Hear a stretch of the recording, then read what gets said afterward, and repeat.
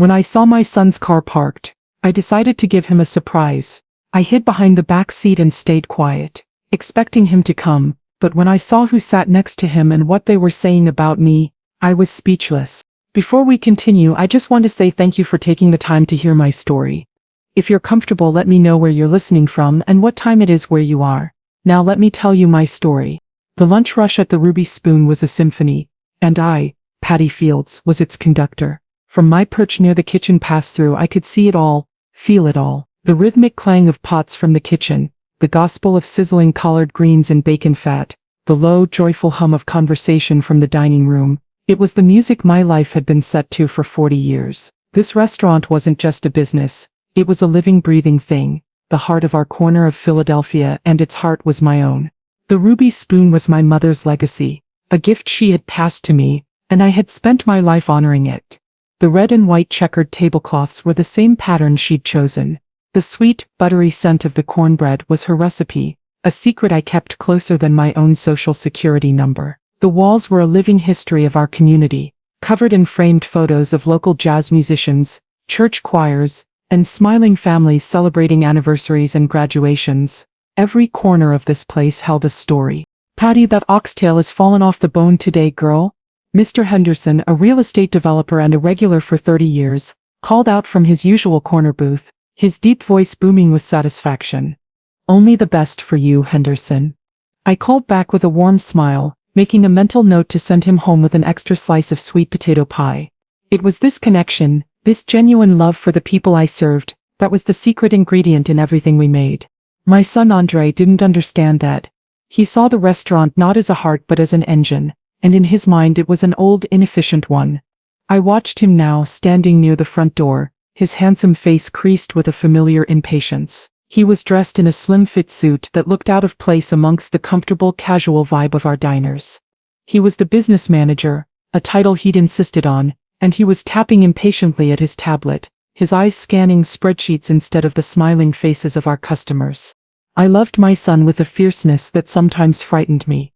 He was my world, the child I had raised on my own after his father passed, the reason I had worked 18-hour days to turn my mother's humble diner into a Philadelphia institution. I had given him everything, the best schools, a debt-free education, and now a position of power in the family legacy.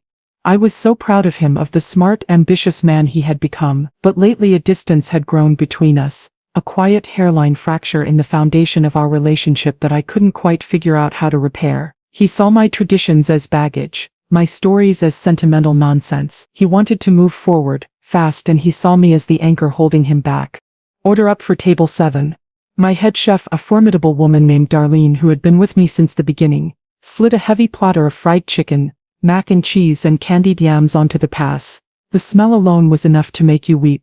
I caught Andre's eye and gestured for him to come over. He walked towards me, his path through the crowded dining room deft and impatient. "Look at that baby," I said, my voice soft with pride as I indicated the beautiful plate of food. "That's love right there. That's why they come back." Andre glanced at the platter, his expression unmoved. "It's also a 42% food cost, Ma," he said, tapping his tablet. "Which is insane. I was just running the numbers." And just like that, the music of the lunch rush faded, replaced by the cold, discordant note of his ambition. The fracture between us widened just a little bit more.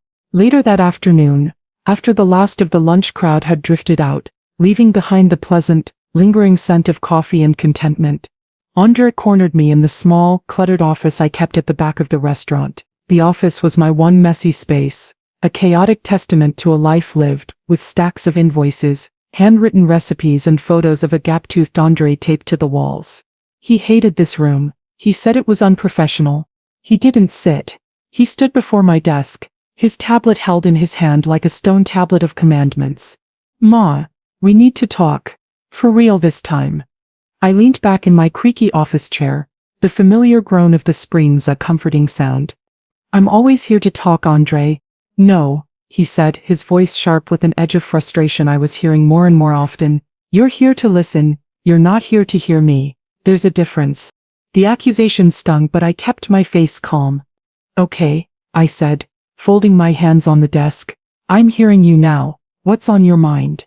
He launched into a slick, well-rehearsed presentation.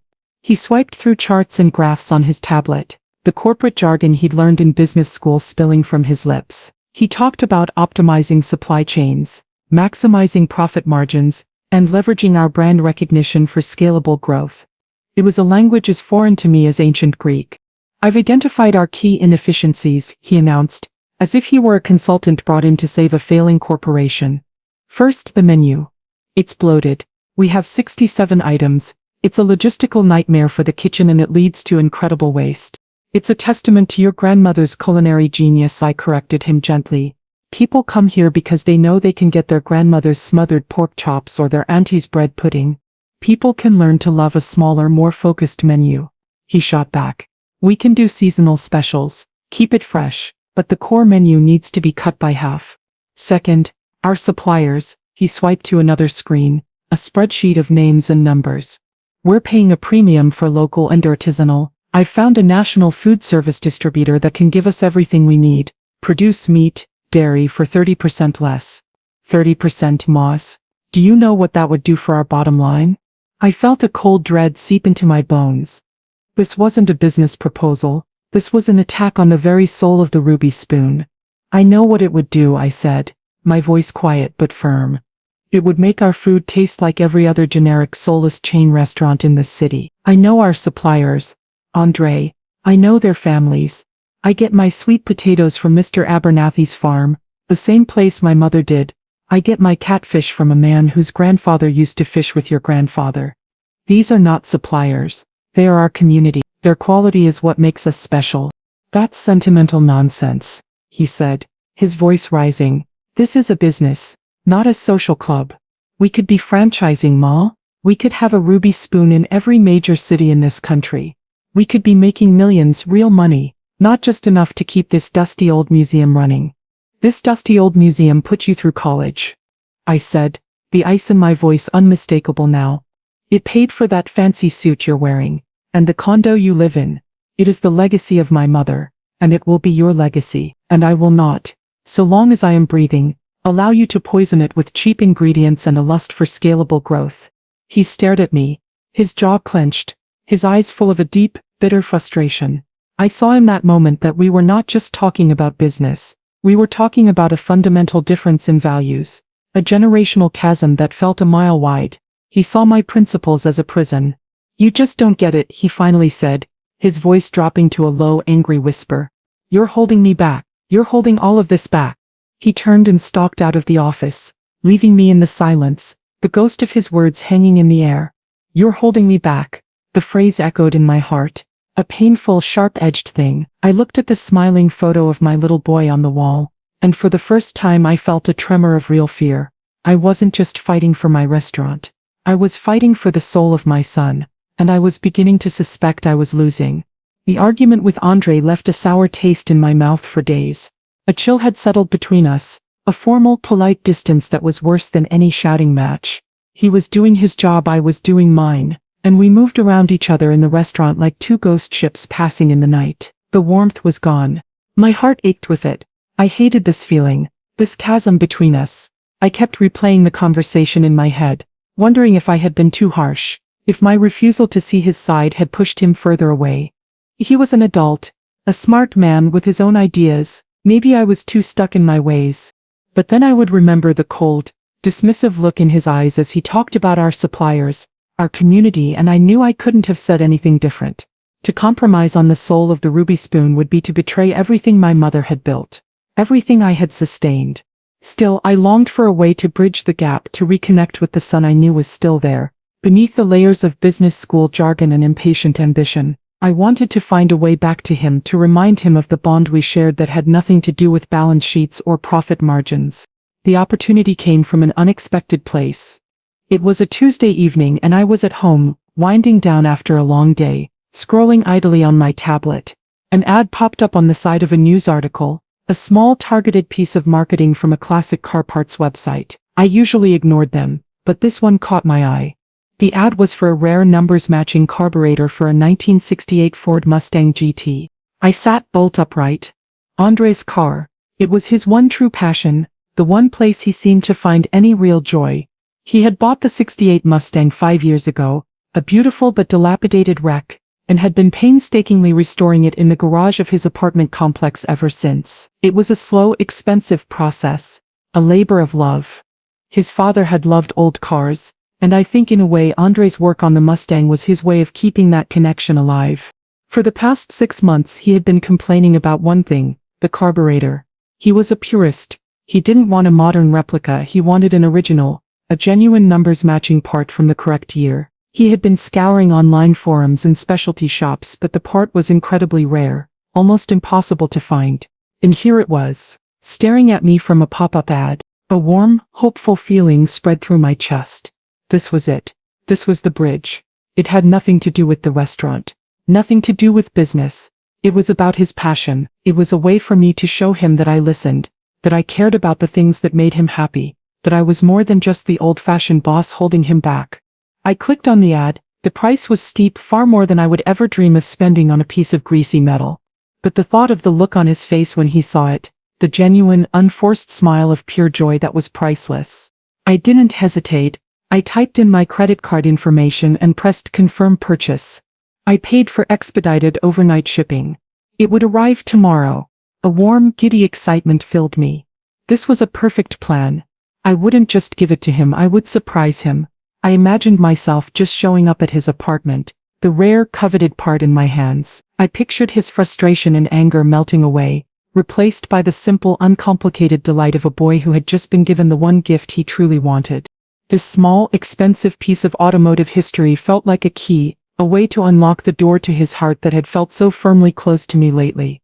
The cost didn't matter. All that mattered was the thought of seeing my son smile at me again, truly smile, and for a moment, remembering that before I was his boss, before I was the keeper of his legacy, I was just his mother, the woman who loved him more than anything in the world. The package arrived the next afternoon, a heavy grease-stained box that felt like it contained a piece of solid gold. I carried it into my house, my heart thumping with a happy, nervous excitement. The plan was simple. I knew Andre had a standing networking lunch every Wednesday with some other young professionals, a meeting that always ran late. He wouldn't be home until at least 3. I would drive over to his apartment complex in University City, let myself into his garage, and place the gift on the front seat of the Mustang. A silent, perfect surprise waiting for him. I wrapped the carburetor box in simple brown paper and tied it with a string. No fancy wrapping paper. This was a man's gift. A piece of machinery. I wrote a simple note on a small card. Just because, love, Mom. The drive across town was filled with a sense of hopeful anticipation I hadn't felt in years. I imagined him finding the box, the confused look on his face, the moment of dawning realization as he opened it. I pictured his call to me, his voice filled not with frustration but with genuine heartfelt gratitude. This small thoughtful act, I was sure, would be the first step in mending the fence between us. I pulled into the visitors section of his apartment complex parking garage. It was a vast subterranean concrete space, cool and quiet in the middle of the afternoon. I knew which spot was his. It was the one right next to the elevator, a prime piece of real estate he was particularly proud of. And there it was. His 1968 Mustang GT. It was a thing of beauty, a classic piece of American muscle, its raven black paint gleaming even in the dim garage light. He had poured his heart and soul into this car. The chrome bumper shone like a mirror. The interior was immaculate. It was his baby. I walked over to the car, the heavy package in my arms. I peered through the driver's side window, and then, I saw something that made my playful plan blossom into something even better. The driver's side door was not quite latched. It was a common quirk of the old car, a flaw in the aging mechanism that he was always complaining about. The door was closed but not locked, resting just a few millimeters ajar. A warm, mischievous and utterly maternal idea sparked in my mind. Why just leave the gift? Why not be there to see his face when he found it? The idea was intoxicating. I would slip into the back seat, crouch down on the floor and wait for him.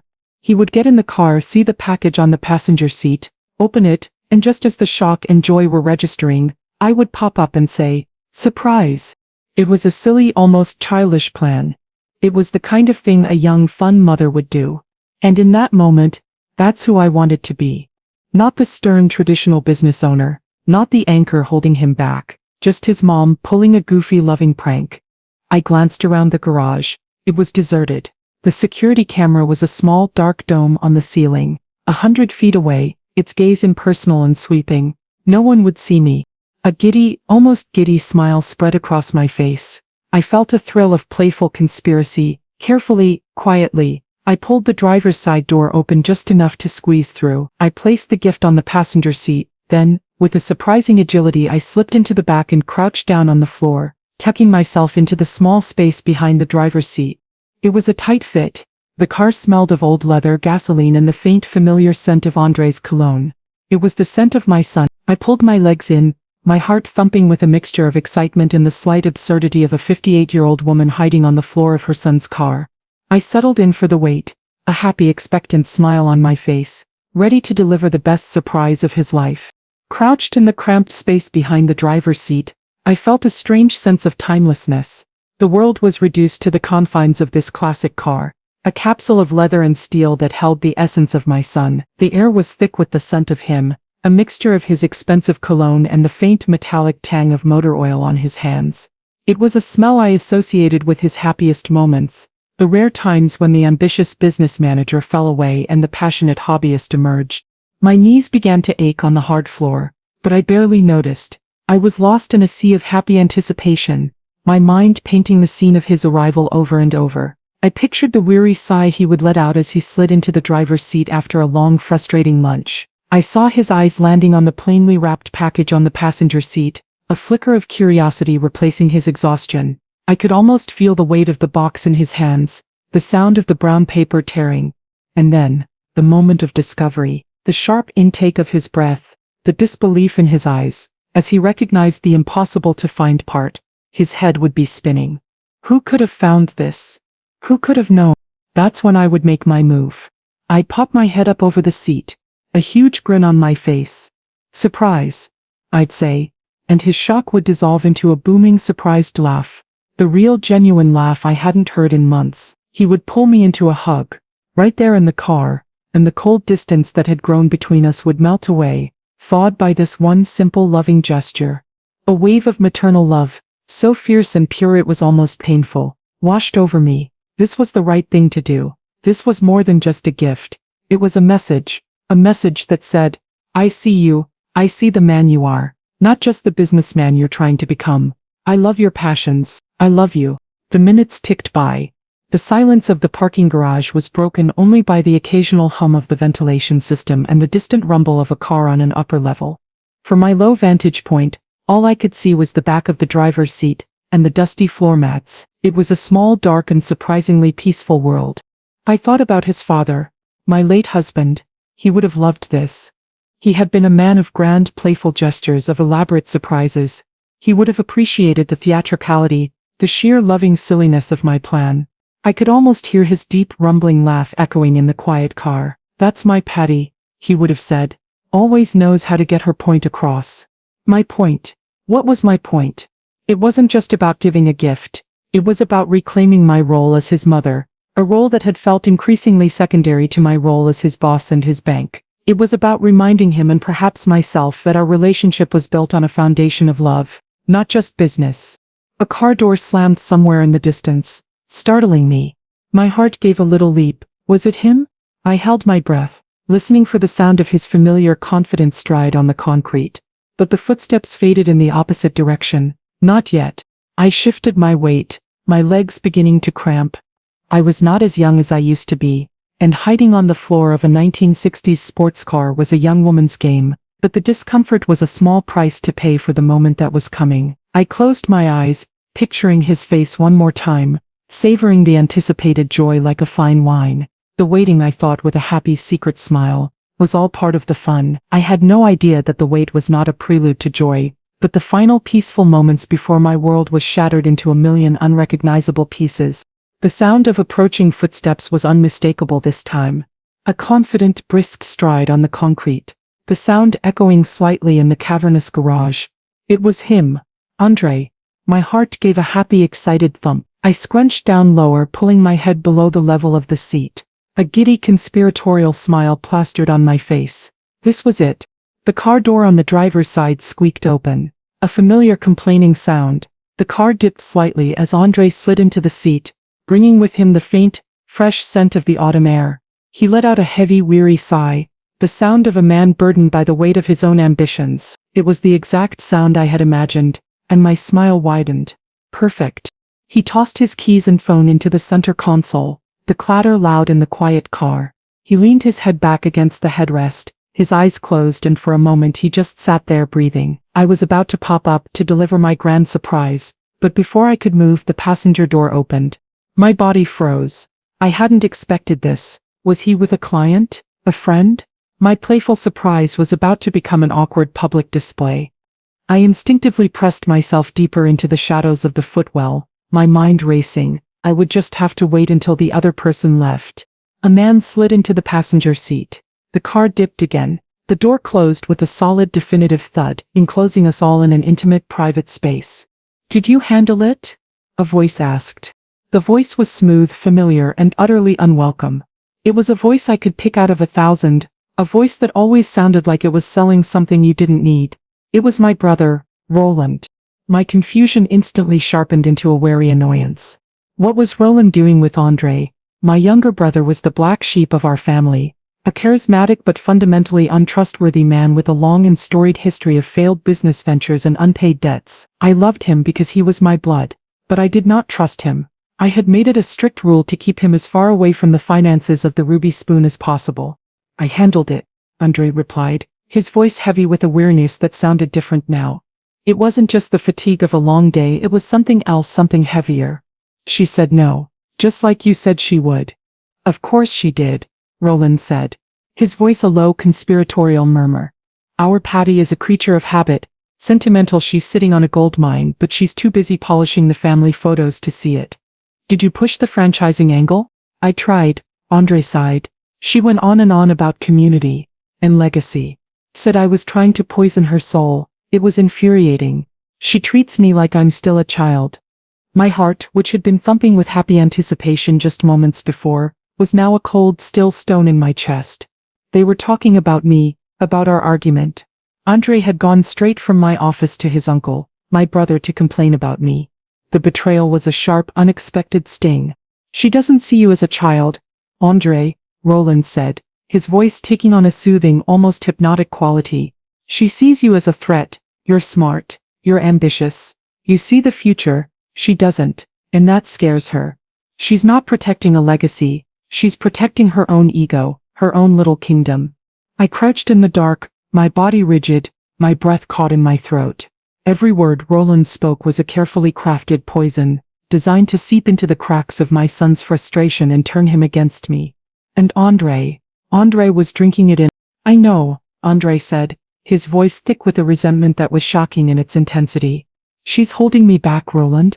I have so many ideas, so many plans, but I can't do anything without her approval. It's like being a prince whose mother refuses to die and let him be king." The cruel, patricidal metaphor hung in the close air of the car. I felt a wave of dizziness, of disbelief. This was my son, my Andre. And this was my brother. And they were sitting in this car, his sanctuary, conspiring against me. The playful surprise had curdled into a dark, claustrophobic nightmare. I was a prisoner in the dark, forced to listen to the dissection of my own character, the plotting of my own obsolescence, and I knew with a certainty that chilled me to the bone, that the worst was yet to come. "It doesn't have to be that way," Roland said, his voice a silken, dangerous thing. He was a snake, and he was coiling himself around my son's heart. "A king doesn't have to wait for the old monarch to die if the kingdom is in peril. Sometimes a king has to take his throne." "What are you talking about?" Andre asked, though his voice lacked any real surprise. This was not a new conversation. This was a continuation, a final planning session. "I'm talking about taking control," Roland said, his voice dropping to a low, urgent whisper. "I've been doing some digging, Andre. I had a friend of mine, a lawyer, look at the original business charter for the Ruby Spoon. The one Grandma drew up 40 years ago. My blood ran cold. The charter, it was the foundational document of our entire legacy, a simple thing my mother had created with a public notary, never imagining the complexities of the future. It's old," Roland continued, a triumphant note in his voice. "It's ironclad on a lot of things, but it's got a loophole, a big beautiful loophole. It contains a clause, a standard partnership dissolution clause, that says if one partner can prove that the other is acting in a way that is detrimental to the financial health and future growth of the business, they can force a buyout at a court-appraised value. But Ma is the sole owner, Andre said, the confusion in his voice evident. There is no other partner. Ah, Roland said, and I could almost hear the smug, reptilian smile in his voice. But you are not just an employee, my boy. She made you a signatory on the business accounts years ago. You are the official business manager. My lawyer thinks we can make a strong case that your role constitutes a de facto partnership, especially since you are her sole heir. I felt a wave of nausea. The very thing I had done to empower him, to give him a sense of ownership, was now being twisted into a weapon to be used against me. A case? Andre said, his voice a mixture of excitement and fear. You think we could win in court? We're not going to court, Roland scoffed. Courts are messy, expensive. No, this is about leverage. It's about creating a situation where she feels she has no other choice but to sell to us, to let go. How? Andre asked, his voice barely a whisper. He was hooked. The poison was doing its work. We create the detrimental financial health ourselves. Roland explained, his voice alight with the thrill of his own cleverness. We start with the narrative. I have a few friends in the digital marketing world. We're going to launch a subtle but persistent online campaign. A few bad reviews on Yelp here. A blog post there about how the Ruby spoon has lost its touch. We create a buzz that the place is failing, that the old-fashioned owner is running it into the ground. I couldn't breathe. He was talking about methodically, deliberately, trying to destroy my mother's reputation. My reputation, the good name we had spent a lifetime building. At the same time, Roland continued, I have another friend, an associate who owes me a few favors. He's a legitimate investor, or at least he looks the part. He's going to approach you, very publicly, with an offer, a very generous offer to buy a minority stake in the business, with an eye on franchising. An offer you as the forward-thinking business manager will be thrilled with. And she'll say no, Andre finished, the pieces clicking into place in his mind. Exactly, Roland said, slapping the dashboard with enthusiasm. She will say no, and in doing so, in the face of declining online reviews and a massive opportunity for growth, she will be proving our case. She will be the one acting detrimental to the financial health of the business. We corner her. We present her with the charter, with our lawyer's opinion, with the investor's offer, with the bad reviews. We tell her she has two choices: fight us in a messy public court battle that will ruin the family name, or sell her controlling interest to a new holding company, of which you and I will be the sole proprietors. We let her save face. We let her retire with dignity. And we, my boy, we get the keys to the kingdom. The sheer diabolical brilliance of the plan was matched only by its profound cruelty. He had thought of everything. He had created a narrative, a weapon, and a trap. He was going to use my love of family and my fear of public shame against me. He was going to turn my son into his co-conspirator and make him believe it was all for his own good. I crouched in the dark, my body trembling with a rage so profound it was almost a religious experience. The carburetor, the surprise gift I had bought, the symbol of my pure unconditional love, was sitting on the passenger seat, not 5 feet from the two men who were methodically plotting the destruction of my life. There was a long silence in the car after Roland laid out the final ugly details of his plan. For a fleeting, desperate moment I prayed that my son, my Andre, would see the monstrousness of it all. I prayed that he would hear the cold reptilian calculation in his uncle's voice and be repulsed by it. I prayed that the lifetime of love and values I had poured into him would rise up and conquer this dark, greedy impulse. I prayed that he would say no. Instead, what I heard next was the sound of my own heart breaking. It's brilliant, Andre said, his voice a low, awestruck whisper. There was no hesitation, no flicker of guilt or doubt. There was only the pure, unadulterated admiration of a student for his master. It's absolutely brilliant, Roland. She'll have no choice. The words were a physical blow. I felt the air leave my lungs, a silent, ragged gasp. I pressed my hand to my mouth to keep from making a sound, my knuckles digging into my lips. It was one thing to be betrayed. It was another to hear your own child marvel at the genius of that betrayal. She's never going to give it up willingly. Andre continued, his voice gaining a new, hard confidence, the voice of a man who has just been given the permission he has always craved to become his worst self. We have to make her see it's for the best. For the best. Whose best? His, Roland's? Certainly not mine. He was cloaking his greed in the language of concern, A classic manipulator's trick I now realized his uncle had been teaching him for years. It is for the best, Roland said, his voice soothing and paternal. Think of it, Andre, once we have control, we can do everything we've talked about. We streamline, we franchise, we sell the brand name to a national hospitality group for 8 figures. We'll both be set for life. You'll be a multimillionaire before you're 35. You can work on your cars, travel the world, do whatever you want. You'll be free. Free, the word was a poison dart. He was offering my son freedom from me. Freedom from the legacy I was trying to give him. From the community that had nurtured him. From the very mother who had brought him into the world. And my son, my beautiful lost son, saw it as a glorious prize. She just doesn't understand, Andre said, and his voice was filled with a sad, pitying condescension that was in some ways the cruelest cut of all. She's stuck in the past. Her whole world is that restaurant. Those people, it's all she has. She can't see the bigger picture. I couldn't see the bigger picture. I, the woman who had taken a 10-table diner and turned it into a landmark. I, the woman who had navigated recessions, changing city ordinances and the constant grinding pressure of a razor-thin margin business for 40 years. I who saw the bigger picture every single day in the faces of the families I employed, in the lives my business supported. He had the audacity to call my world small, while his own ambition was a thing of such shallow, one-dimensional greed. The rage that had been a cold, trembling thing inside me began to burn. It was a clean, purifying fire, incinerating the last, foolish vestiges of my hope and my hurt. The grief was still there, a deep, gaping wound, but the anger was a shield, a weapon, and in that moment I knew I would need it. She'll be sad for a while, Andre conceded, a flicker of something guilt, pity in his voice. But she'll get over it. We'll make sure she's comfortable. She can retire, travel. She'll see that we were right in the end. The arrogance of that statement was breathtaking. The casual, clinical way he discussed my emotions as if I were a problem to be managed, a child to be placated after her favorite toy had been taken away. Exactly, Roland said, sealing the deal. It's an act of love. In a way, we're saving her from herself. I crouched in the dark, my body a single coiled knot of silent, furious anguish. I was speechless. Yes. But not from shock. I was speechless because the torrent of words I wanted to unleash on them, the lifetime of love and rage and sorrow, would have been a sound so terrible it would have cracked the very foundations of the world. I was speechless because I knew in that moment that words were useless. The time for talking was over. The time for motherly love was over. This was business now.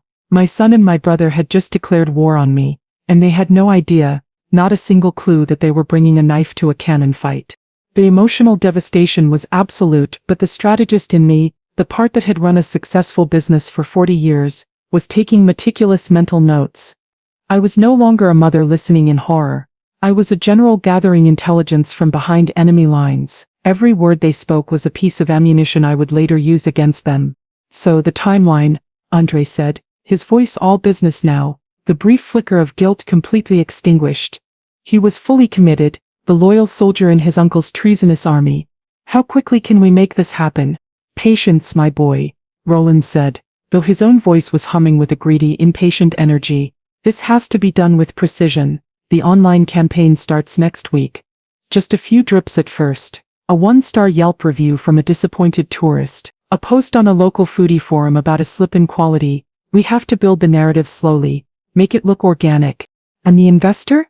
Andre asked. Who is he? An old associate of mine, Roland said with a dismissive wave of his hand.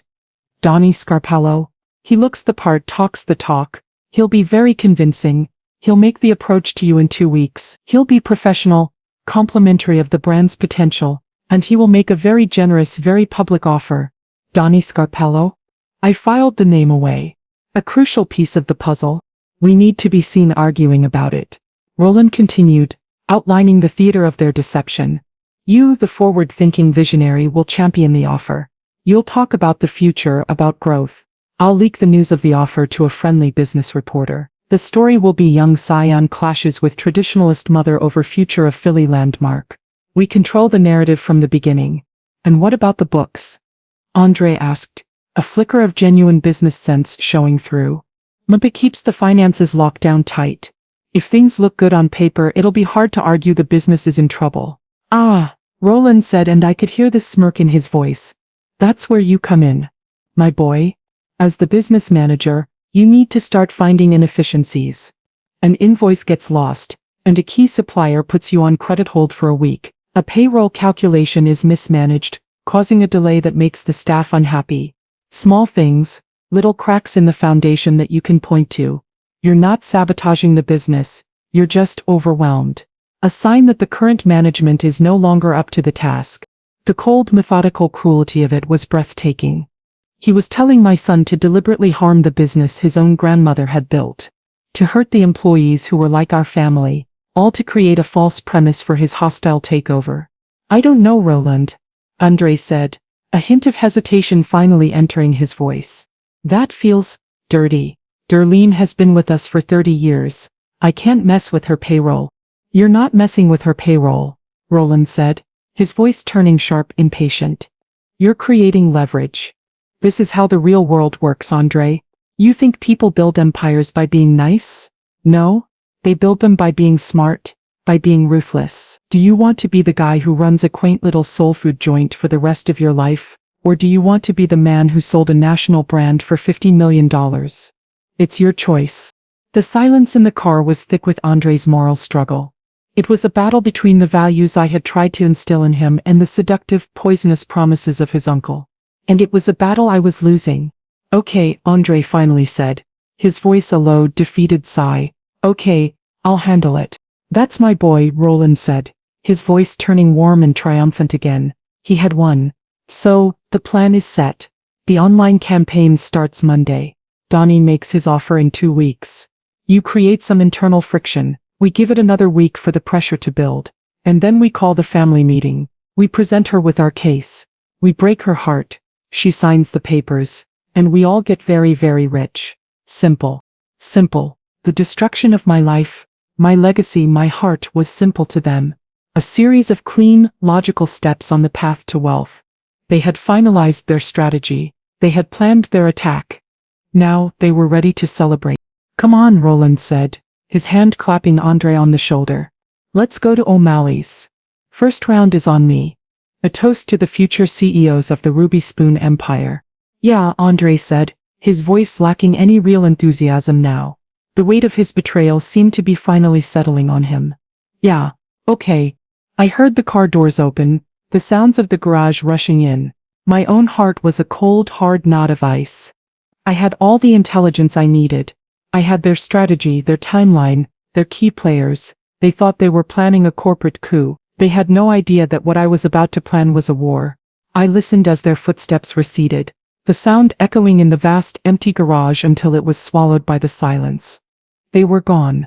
Gone to toast the future they had planned, a future built on the ashes of my life's work. I remained crouched in the dark, my body a single rigid knot of pain and fury. I didn't move for a long time. The adrenaline that had coursed through me as I listened to their plot was gone, leaving behind a profound, bone-deep cold. The car, which had felt like a warm, familiar sanctuary just an hour ago, now felt like a tomb, a coffin for the love and trust I had once had for my son. Slowly, painfully, I began to move. My knees screamed in protest as I unfolded my cramped limbs. Every muscle ached. I felt 100 years old. I pushed myself up, my head just clearing the top of the driver's seat. I peered through the windows. The garage was empty. I was alone. My eyes fell upon the package on the passenger seat, the plainly wrapped box containing the vintage carburetor, the surprise gift, the symbol of my foolish, hopeful, maternal love. It sat there on the leather seat, a mute, tragic testament to the woman I had been when I entered this car. A woman who believed a thoughtful gift could bridge any distance, heal any wound. That woman was gone. She had died in the darkness of the back seat, murdered by the casual cruelty of her own child. My first instinct was to grab the box and take it with me, to erase the evidence of my own naive vulnerability. But as I reached for it, my hand stopped. No, I would leave it. I would leave it as a message. A silent, cryptic final act in this terrible play. When he found it, he would be confused. He would wonder how it got there. He would call me, and for the first time I would not answer. Let him wonder. Let the mystery of the gift haunt him. Let it be a small, sharp splinter in his conscience. a reminder of the love he had so willingly betrayed in exchange for his uncle's poisonous promises. It was a petty gesture perhaps, but it was the only one I had left. With a final weary effort I pushed the driver's side door open. It squeaked in protest. I slipped out of the car, my movements slow and deliberate, like a woman recovering from a long illness. I gently closed the door, careful not to let it latch completely, leaving it just as I had found it. A ghost leaves no trace. I walked away from the beautiful gleaming black Mustang, the tomb of my illusions. I didn't look back. I walked towards the elevator, my steps heavy, each one a conscious effort. The woman who had entered this garage an hour ago full of giddy, playful love, was gone forever. The woman who walked out was someone new. Someone colder, harder, and infinitely more dangerous. She was a mother who had just had her heart ripped out, and a businesswoman who had just had war declared on her, and they had no idea how good she was at fighting a war. The drive home was a blur. I navigated the familiar Philadelphia streets on autopilot, my mind a cold whirring machine processing the terrible data it had just acquired. Grief was a vast black ocean inside me, but I refused to let myself drown. Not yet. There would be time for grief later. Now was the time for strategy. I walked into my quiet, empty house and went straight to my office. I sat down at my mother's old sturdy oak desk and took out a fresh legal pad. At the top of the page I wrote 3 names: Roland, Andre, Donnie Scarpello. For the next 2 hours I diagrammed their entire plan. Every detail I had overheard. The fake online reviews, the manipulation of the books, the public offer from the fake investor, the final coercive meeting. I mapped out their strategy like a general studying an enemy's battle plans, and as I wrote, a cold, clear plan of my own began to form. A counteroffensive. They wanted to play a business game with me. They had forgotten that I had written the rule book. The next day I went to the restaurant. It was the hardest thing I had ever had to do. I had to walk into my home, my sanctuary, and face my son, my betrayer, and I had to pretend that nothing was wrong. I had to smile. I had to be the warm, loving, slightly overbearing mother he was expecting. He was in the office when I arrived, staring at the payroll figures on his laptop. He looked up as I entered, and for a split second I saw a flicker of guilt, of shame in his eyes before he masked it with a cool, professional distance. "Morning, Ma," he said, his voice carefully neutral. "Good morning, baby," I replied, my voice warm, my smile bright. The hypocrisy of it tasted like ash in my mouth, but I swallowed it down. "Did you have a good night?" "It was fine," he mumbled, turning his attention back to the screen. "Just had a drink with Uncle Roland." "Oh, that's nice," I said, my voice dripping with a sincerity that deserved an Academy Award. "I'm glad you two are spending time together. Family is so important." He just grunted in response. The first test was passed. He had no idea.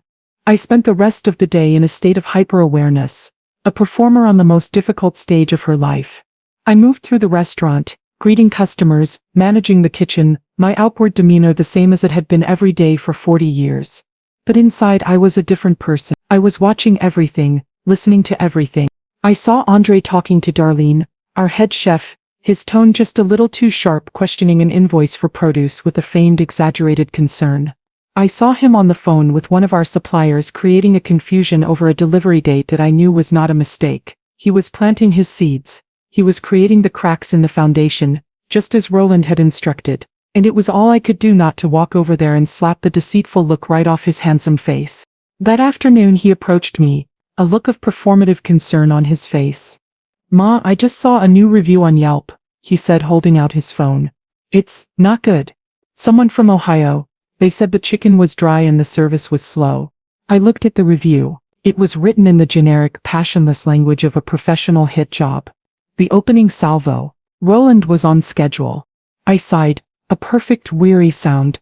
"Oh dear," I said, feigning a worried frown. "You can't please everyone, I suppose. We'll just have to work harder."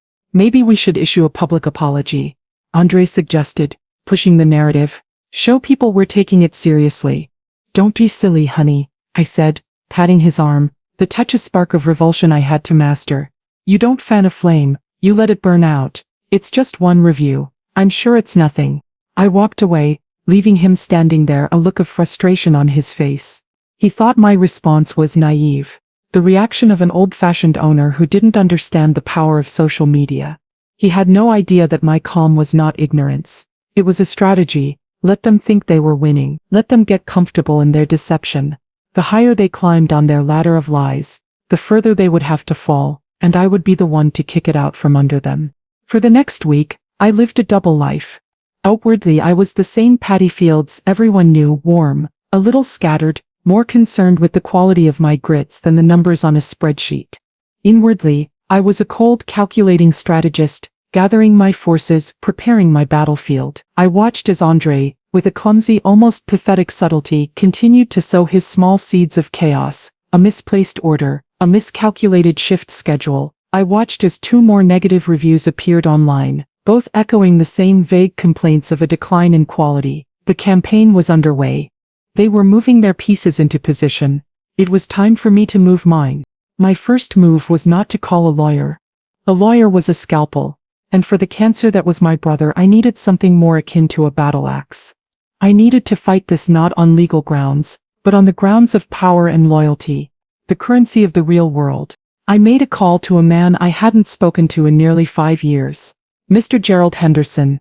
He was one of the most powerful real estate developers in Philadelphia, a man who had built half the skyscrapers that now defined the city's skyline. He was also a man who had been eating at the Ruby Spoon since he was a young, hungry developer with more ambition than capital. He was a man who owed me. The story was an old one, a piece of forgotten city history. 10 years ago, a business rival had tried to ruin Henderson, accusing him of bribing a city inspector. The scandal had been front-page news. Henderson had been on the verge of losing everything, but I had known the truth. The inspector in question had been a regular at my restaurant, a man with a big appetite and an even bigger gambling problem. One night I had overheard him in a back booth, drunkenly boasting to a friend about how he was being paid to frame Henderson. I had come forward. My testimony, the word of a respected community figure like Patty Fields, had been unassailable. I had cleared his name and saved his empire. He had offered me money, a stake in his company, anything I wanted. I had refused. "You don't owe me anything, Henderson," I had told him. "You just keep building this city up and keep coming here for my fried chicken. We'll call it even." But we both knew it wasn't even. I had placed a marker in my debt, a favor of immense value that I had never intended to call in, until now. I called his private line. His secretary tried to put me off, but I used a tone of quiet authority that she was not prepared to argue with. "You tell Mr. Henderson that Patty Fields is on the line, and you tell him it's about an old debt." He was on the phone in less than 10 seconds. "Patty," he said, his deep voice filled with a genuine warmth and a hint of alarm. "It's been too long. Is everything all right? What's this about a debt? You know you don't owe me a thing." "No, Henderson," I said, my voice low and serious. "You owe me, and I'm here to collect." I told him everything. I told him about my brother Roland, about his history of failures, about his transparent greed. I told him about the plan I had overheard, the fake reviews, the leveraged buyout, the shell company he and Andre planned to use, and I told him about the fake investor, Donnie Scarpello. "I need to know everything about my brother," I said, my voice cold and hard. "I need to know who he owes money to, how much and how desperate he is. And I need to know who this Donnie Scarpello is, what his weaknesses are. I need ammunition, Henderson, and I need it yesterday." There was a long silence on the other end of the line. I could hear the quiet hum of his high-rise office. When he finally spoke, his voice had lost all its warmth. It was the voice of the ruthless developer who had built an empire. "Patty," he said, his voice a low, dangerous growl. "Your brother is a snake, and he is trying to poison your house. You did more for me that day than just save my business. You saved my family's name. I will not allow anyone to do this to you. Consider it done. You will have everything you need by tomorrow morning." He was a man of his word. The next morning a sleek black car pulled up in front of my house. A man in a sharp suit got out and handed me a thick sealed envelope. Inside was a complete financial and personal dossier on both Roland Hayes and Donnie Scarpello. My ammunition had arrived. I sat at my mother's old oak desk, the thick envelope from Mr. Henderson before me. I slid it open with a letter opener, my hand steady. The contents were not just information, they were a weapon, and I intended to learn how to wield it with precision. The dossier was a masterpiece of discreet, thorough investigation. Henderson's people had been ruthlessly efficient. They had pulled back the curtain on my brother's life. revealing not the charismatic misunderstood entrepreneur he pretended to be, but a desperate, cornered rat, drowning in a sea of his own bad decisions. The first section detailed his finances. It was a horror story written in red ink. He had leveraged himself to the hilt, borrowing from a series of increasingly shady lenders for a string of failed ventures, a disastrous foray into cryptocurrency, a luxury food truck that had been repossessed, a partnership in a nightclub that had been shut down for tax evasion. The numbers were staggering. He owed over $500,000 and his creditors were getting impatient. One of them, a notoriously unforgiving loan shark from South Philly, had given him a deadline that was, I noted with a grim satisfaction, 2 weeks away. Roland wasn't just trying to get rich, he was trying to save his own skin. This wasn't about ambition, it was about sheer animal desperation. The report also detailed the shell company he and Andre had set up, RNA Hospitality, LLC. It was registered to a P.O. box in Delaware, a flimsy, transparent attempt to hide their ownership. Henderson's investigator had pierced that veil in less than an hour. The second part of the dossier was on Donnie Scarpello, the investor. It was even more illuminating. He wasn't a real investor. He was a small-time con artist, a man who made his living by pretending to be a player. He had a history of arrests for fraud and embezzlement. His specialty was posing as a wealthy buyer to help facilitate hostile takeovers, taking a small cut for his performance. But the most interesting part was his current situation. He was out on bail, awaiting trial on a new set of fraud charges. A conviction was almost certain. The man was staring down a 5 to 10-year prison sentence. He was just as desperate as Roland, if not more so. He was a puppet who would do anything for a payday. I spread the papers out on my desk, the ugly sordid details of their lives laid bare. This was the foundation of their grand plan, the desperation of a bankrupt conman and the terror of a failed wannabe. But it was the final page of the report that gave me the key, the one piece of leverage that was more powerful than all the others. Henderson's investigator had discovered that Roland's largest and most dangerous creditor, the loan shark, was a man who happened to lease the warehouse for his primary business from a holding company. A holding company that was, after 3 layers of corporate ownership, controlled by one Mr. Gerald Henderson. A slow, cold smile spread across my face. Henderson didn't just have information on my brother's creditor. He was his landlord. The plan, my counteroffensive, which had been a rough sketch in my mind, now snapped into sharp, brilliant focus. I would not just defend myself against their attack, I would turn their own strategy against them. They wanted to use a fake investor to create a narrative. I would use a real set of creditors to reveal the truth. They wanted to stage a theatrical confrontation. I would give them a finale they would never forget. I spent the rest of the day on the phone with Henderson, orchestrating the final act. We spoke in the calm, precise language of 2 generals planning a battle. We identified Roland's 2 largest creditors. Henderson made the calls, summoning them to a meeting, promising them a solution to their problem with Mr. Hayes. He did not tell them the details. He just told them when and where to be. The stage was set. The actors were in place. My son and my brother thought they were the directors of this play. They had no idea that I had rewritten the entire 3rd act, and that the finale would be a tragedy of their own making. All I had to do now was wait for them to make their final fatal move. The call came 2 weeks later, exactly on schedule. It was Andre, his voice a carefully crafted mixture of excitement and feigned nervousness. "Ma," he said, "something incredible has happened. You're not going to believe this.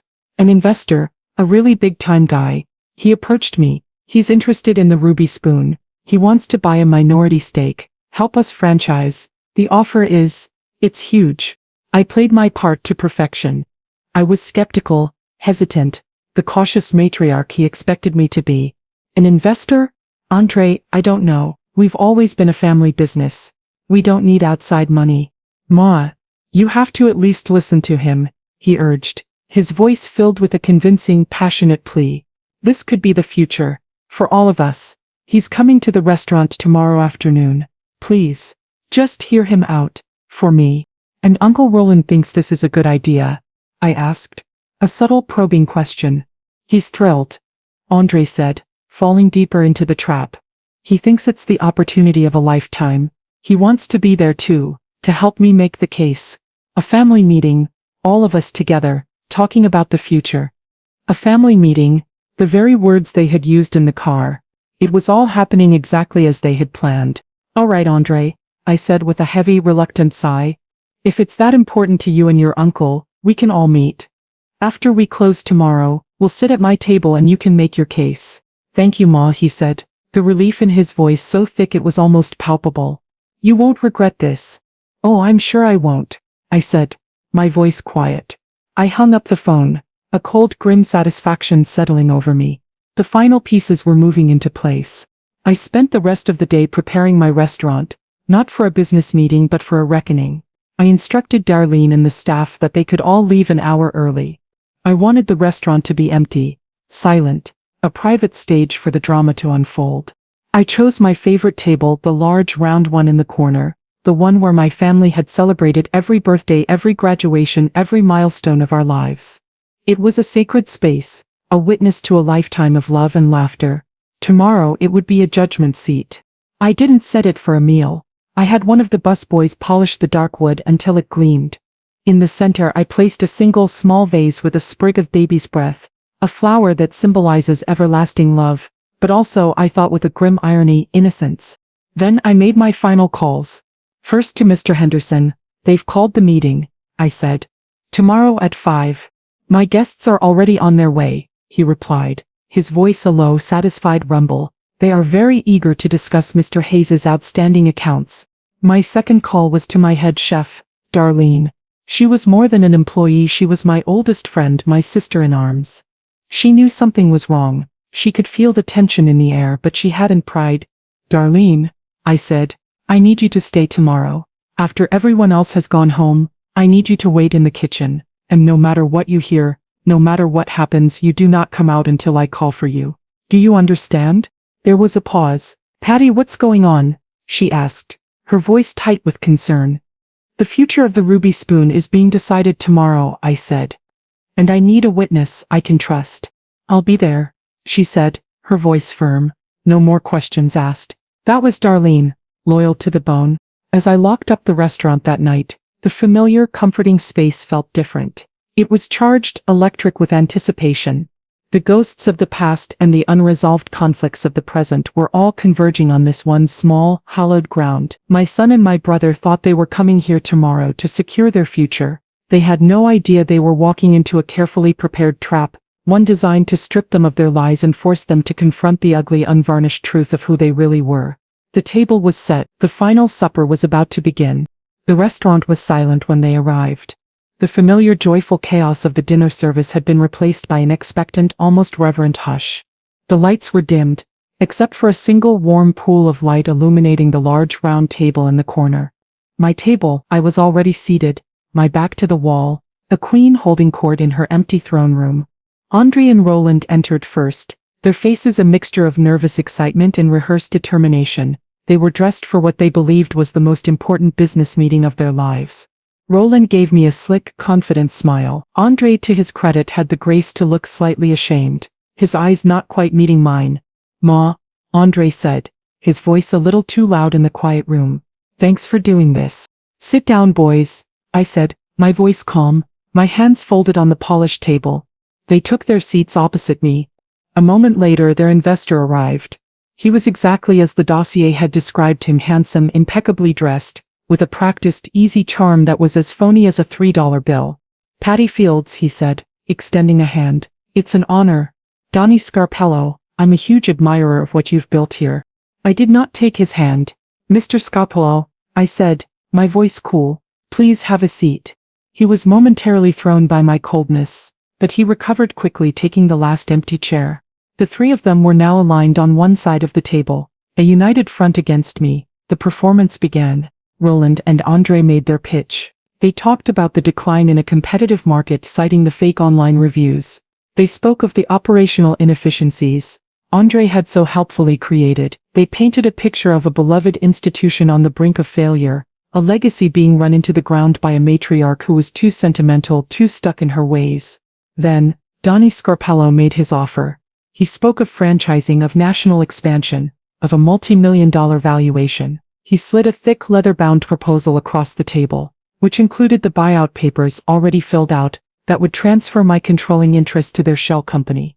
It was a brilliant, ruthless performance. They had built their case, brick by fraudulent brick. They looked at me, their expressions a mixture of pity and triumph, waiting for my inevitable, heartbroken surrender. I let the silence hang in the air for a long moment. I looked at my brother's greedy, triumphant face. I looked at Donnie Scarpello's smooth reptilian charm. And then, I looked at my son. I looked at his handsome, conflicted face, and my heart broke all over again, not for me but for the good man he could have been, the man he had just traded for a handful of silver. It's a very impressive presentation, I said finally, my voice dangerously quiet. You've thought of almost everything. Roland smiled, a smug, victorious thing. It's the future, Patty. It's time. There's just one thing you seem to have forgotten, I continued, my eyes still locked on his. The past. As if on cue, the double doors to the kitchen swung open. Roland, Andre and Donnie turned to look. Their confident smiles froze, then slowly dissolved into masks of pure, uncomprehending shock. Framed in the doorway was not a waiter with a tray of drinks. It was Mr. Gerald Henderson, his large imposing figure radiating an aura of absolute, untouchable power. And on either side of him stood two other men. Two large, unfriendly-looking men whose faces I did not know but whom Roland Hayes knew very, very well. They were his creditors. His loan sharks. The men he owed over $500,000 to. The men who had been looking for him for weeks. Roland, Mr. Henderson said, his deep voice booming in the silent restaurant. These gentlemen and I were just discussing your outstanding business ventures. It seems you've been a very busy man. They were under the impression you had no assets. Imagine my surprise when I informed them you were about to become the co-owner of one of this city's most beloved landmarks. The blood drained from Roland's face. He looked from the creditors to Henderson and then to me, his eyes wide with the dawning horrific understanding of a man who has just walked into a perfectly laid trap. And Mr. Scarpello, Henderson continued, his cold gaze shifting to the fake investor. My friends in the DA's office were very interested to hear about your new business venture. It seems a violation of your bail conditions. They're waiting for you outside. Donnie Scarpello shot to his feet, his face pale with sweat. He looked at the kitchen doors, then at the front entrance, a cornered rat looking for an escape that did not exist. The beautiful, intricate house of lies they had built had just been demolished in less than 30 seconds. Roland's scheme was in ruins. His life was in ruins. He was left to the tender mercies of his creditors.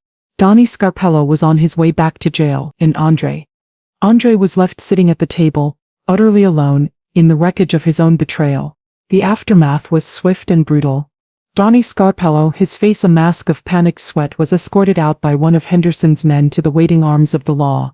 Roland's creditors, their expressions a mixture of grim satisfaction and predatory intent, descended on my brother. Their conversation was low and menacing, and it ended with them escorting a pale, trembling Roland out of the restaurant to discuss the terms of his immediate and total repayment. His future, I knew, would not be a pleasant one. He had gambled, and he had lost everything. And then, there was only Andre. He sat at the table, frozen, a solitary figure in the vast, echoing silence of the restaurant. The full, catastrophic weight of what had just happened, of what he had done, seemed to have finally crushed him. His face, which had been a mask of confident ambition just moments before, had crumpled into the face of a lost and terrified child. He stared at me, his eyes wide with a dawning horror, as if seeing me and himself for the very first time. Mr. Henderson gave me a slow, respectful nod from the kitchen doorway, a silent acknowledgement that his part was done. He and Darlene, who had been a silent witness to it all, quietly retreated, closing the kitchen doors and leaving us alone. A mother and her son in the ruins of their relationship. Andre finally broke. A low, guttural sob escaped his throat, and he buried his face in his hands, his shoulders shaking with a racking, uncontrollable grief. "I'm sorry," he wept, his voice a muffled, choked thing. "Ma, I'm so sorry. I didn't know." Roland said, "He said you didn't respect me, that you were holding me back. He made it all sound so simple, so smart." I listened to his pathetic, broken excuses, and I felt nothing. The fiery rage was gone. The deep, wounding pain was gone. All that was left was a vast, cold emptiness. The love I had for him was so intertwined with the pain of his betrayal that I could no longer tell the two apart. He looked up at me, his face wet with tears, his eyes pleading. "Please, Ma," he whispered. "Please forgive me." I looked at my son, at the man he had become, a weak, easily manipulated creature of vanity and greed, but I also saw in the depths of his terrified eyes, the ghost of the little boy I had raised, the child I had loved more than life itself, and in that moment, I knew that forgiveness was impossible. Not now, maybe not ever, but what I could offer him was something else. Something more difficult, and perhaps more valuable. A consequence. I reached across the table and picked up the thick leather-bound folder containing the buyout papers, the symbol of his treason. He flinched, as if expecting me to strike him with it. Instead, I took the stack of papers in my 2 hands, and with a slow, deliberate motion, I tore them in half. The sound of the thick paper ripping was the only sound in the silent room. It was the sound of his future, the one he had tried to steal, being irrevocably destroyed. I dropped the 2 halves onto the table. "The restaurant is safe," I said, my voice quiet, but as strong and as solid as the century-old foundations of the building around us. "It is my legacy. It was my mother's legacy, and it will never ever be yours to sell." He stared at the torn papers, the reality of his failure finally truly sinking in. "But us," I continued, my voice a soft final whisper. I stood up from the table, looking down at him not with anger but with a profound, sorrowful distance. "Andre, trust is a legacy too, the most important one a family has. And you just burned yours to the ground." I turned and walked away, leaving him sitting alone at the table, in the heart of the restaurant he had tried to steal, a king with no kingdom, a son with no mother. The path to any kind of redemption for him would be a long and lonely one, a journey he would have to make entirely on his own, and as for me, I had a restaurant to run, a legacy to protect, and a heart to, somehow, begin to heal.